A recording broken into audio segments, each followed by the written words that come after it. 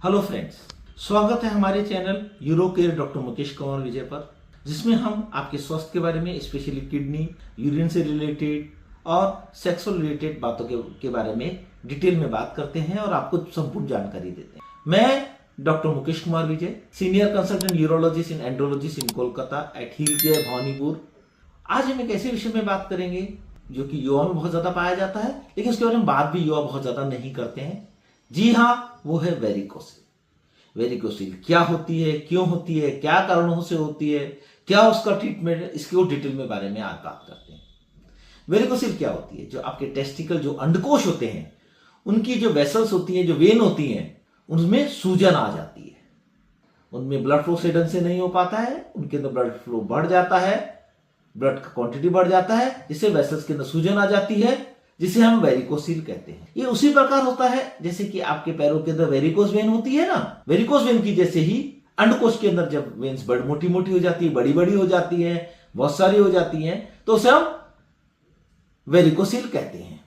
Varicocele क्यों होता है? जब इनका यूजुअली जो ब्लड फ्लो होता है वो सही डायरेक्शन में नहीं होता है, तो होता क्या है कि ये यूजुअली बाईं तरफ पाया जाता है, युवाओं में ज्यादा पाया जाता है, और लगभग किसी न किसी ग्रेड की वेरिकोसिल 15% भारतीय पुरुषों में पाई जाती है, ये देखा गया है। उसमें क्या होता है, बाईं में क्या होता है, क्योंकि बाईं की संरचना कुछ इस प्रकार की होती है कि उसमें वेरिकोस वेन होने का चांस ज्यादा होता है, वेरिकोसिल होने का ज्यादा होता है, क्योंकि ये वेन्स होती है वो आपके किडनी की वेन्स के अंदर डायरेक्ट खुलती है राइट एंगल पर। दूसरा कारण क्या होता है, जो कोई भी वेन होती है उनमें कुछ वाल्व होते हैं जो कि ब्लड फ्लो को निर्धारित करते हैं कि किस डायरेक्शन में ब्लड जाएगा।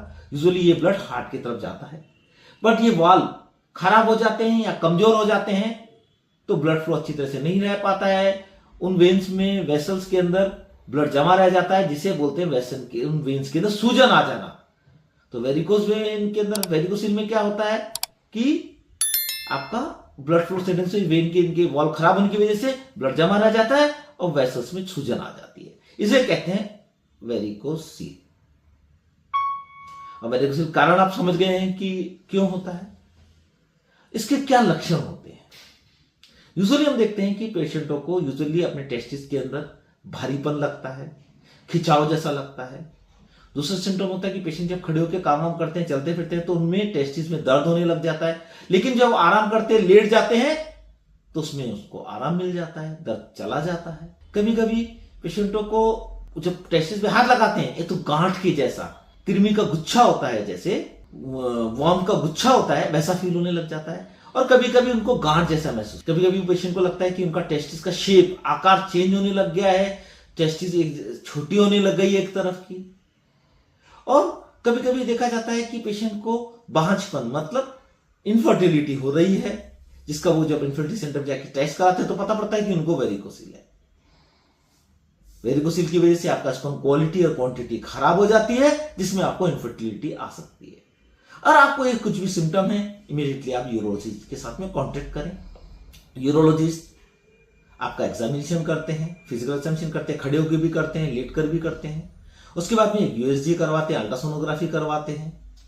अल्ट्रासोनोग्राफी करवाने के अलावा अगर आपका हायर ग्रेड का वेरिकोसिल है तो यूरोलॉजिस्ट आपके स्पर्म एनालिसिस भी कराएंगे कि आपका स्पर्म का क्वालिटी तो खराब नहीं हो। इससे आपका डायग्नोस हो गया। अब आपकी ग्रेडिंग क्या होती है, वेरिकोसिल की ग्रेडिंग क्या होती है, क्योंकि उसी के ऊपर मेनली हमारा ट्रीटमेंट डिपेंड करता है। ग्रेड 1 वेरिकोसिल में क्या होता है कि फिजिकल एग्जामिनेशन में हमको किसी भी तरह का वेरिकोसिल फील नहीं होता है, लेकिन अगर यूएसजी करवाते हैं तो उसमें हमको वेरिकोसिल फील होता है, जिसे कि हम सब क्लिनिकल वेरिकोसिल कहते हैं। ग्रेड 2 वेरिकोसिल में क्या होता है, जब हम फिजिकल एग्जामिनेशन करते हैं तो वेरिकोसिल हमें फील नहीं हो रहा है, पर किसी तरह का वाल्सर मैनुअल, जैसे कोई खांसी कराई या छींक कराई या फिर पेट में प्रेशर डलवाया, तो ऐसे में हमको वेरिकोसिल फील होने लग जाती है, जिसे हम ग्रेड 1 वेरिकोसिल कहते हैं। और अल्ट्रासोनोग्राफी में उसकी जांच करके उसको कंफर्म करते हैं। ग्रेड 3 वेरिकोसिल, ये हायर ग्रेड की वेरिकोसिल होती है। इसमें क्या होता है, जब हम पाल्पेट करते हैं वेरिकोसिल, इजीली हमको पाल्पेट होने लग जाती है, फील होने लग जाती है, बिना किसी वाल्सुआ मैनुअल के ही। इसे ग्रेड 3 वेरिकोसिल कहते हैं। ग्रेड 4 वेरिकोसिल में क्या होता है कि बाहर से ही देखते ही पता पड़ता है कि कुछ वार्म का गुच्छा या वेसल्स का गुच्छा आपके वेरिकोसिल स्क्रोटम में दिखाई देने लग जाता है। फील करते हैं तो वार्म का गुच्छा जैसा लगता है। और अल्ट्रासोनोग्राफी करके हमें पता पड़ता है कि ग्रेड 4 वेरिकोसिल, जिसमें ट्रीटमेंट की जरूरत होती है। उसके अलावा वेरिकोसिल दो प्रकार का और भी होता है, एक प्राइमरी वेरिकोसिल, एक सेकेंडरी वेरिकोसिल। प्राइमरी वेरिकोसिल क्या होता है? ये यूजुअली बाई तरफ पाया जाता है और इसका कोई कारण नहीं होता है और ये यूजुअली बाई तरफ पाया जाता है। और सेकेंडरी वेरिकोसिल या किसी शरीर में कोई बीमारी की वजह से वेरिकोसिल हो सकता है, जैसे कि आपका थक्का जम गया वेसल्स के अंदर, या किडनी में ट्यूमर हो गया, या किडनी का ट्यूमर एक्सटेंड करके वेन में आ गया है, ऐसी कंडीशन के अंदर वेरिकोसिल देखा जाता है। तो प्राइमरी सेकेंडरी पर मेनली ग्रेड 1 2 3 4 ही मोर इंपॉर्टेंट होता है। और इस वेरिकोसिल का कोई मेडिकल ट्रीटमेंट नहीं है, ये आपको क्लियरली बता दें। ग्रेड 1 है तो इसमें किसी तरह की ट्रीटमेंट की जरूरत नहीं होती है। ग्रेड 2 के अंदर भी ऐसा किसी ट्रीटमेंट की जरूरत नहीं होती है। ग्रेड 3 या 4 होता है, आपको इनफर्टिलिटी हो रही है या आपको दर्द हो रहा है तो हमको ऑपरेशन की जरूरत पड़ती है, जिसे वेरिकोसिलेक्टोमी कहते हैं।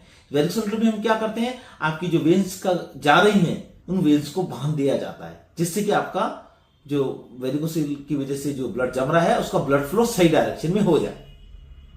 ये दो प्रकार से किया जाता है यूजुअली आज के टाइम में, ओपन कोई नहीं करता है। एक होता है माइक्रोस्कोपिकली, एक होता है लेप्रोस्कोपिकली। पर आज के टाइम में वेरिकोसिल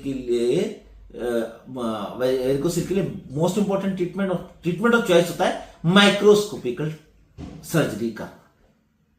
अब वेरिकोसिल के बारे में बहुत सारे मिथ भी हैं कि वेरिकोसिल से क्या ये सेक्सुअल ट्रांसमिटेड डिजीज होती है, ये क्या ये यौन रोग है? नहीं, ये एकदम गलत है, ये किसी तरह का यौन रोग नहीं है।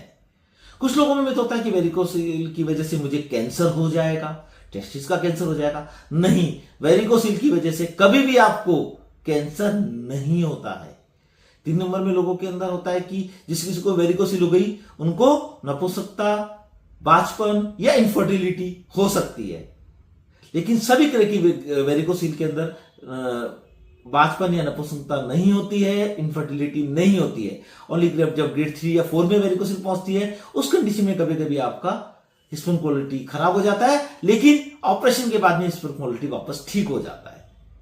तो वेरिकोसिल का मतलब ये नहीं कि आप इनफर्टाइल हो गए हैं टोटली, नहीं, उसकी आप सर्जरी करके ठीक किया जा सकता है। तो फ्रेंड्स, मेरा वीडियो आपको पसंद आया है तो शेयर कीजिए, सब्सक्राइब कीजिए, लाइक कीजिए। नमस्कार।